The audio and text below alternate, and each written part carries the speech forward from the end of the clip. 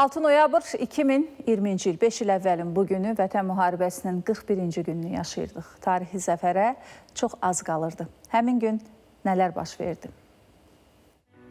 2020-ci il noyabrın 6-sı bizi torpaqlarımızın azadlığına aparan Vətən müharibəsinin 41-ci günü. Ermənistan Silahlı Qüvvələri gün ərzində Tərtər və Goranboy rayonları daxil olmaqla bir sıra yaşayış məntəqələrimizi, həmçinin Tovuz, Gədəbəy və Daşkəsəndəki mövqelərimizi atəşə tuturdu. Azərbaycan ordusu isə mübarizəni yalnız döyüş meydanında davam etdirirdi. Döyüş əməliyyatları müxtəlif intensivliklə əsasən Ağdərə, Ağdam, Xocavənd və Qubadlı istiqamətlərində davam edirdi. Cəbhənin bəzi yerlərində şəxsi heyətini və hərbi texnikasını itirən düşmən geri çəkilməyə məcbur edildi. Ermənistan ordusunun bölmələri cəbhənin Qubadlı istiqamətində mövqeləri ataraq qaçmağa məcbur edilir.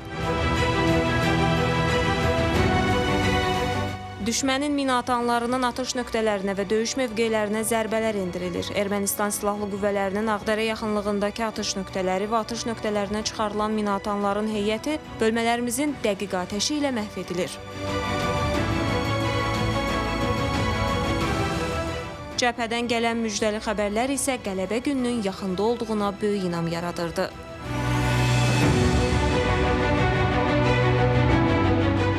Bir sözlə, müharibənin 41-ci günündə də üstünlüyün Azərbaycan ordusunun tərəfində olması torpaqlarımızın hər yerində tezliklə bayrağımızın dalğalanacağından xəbər verirdi.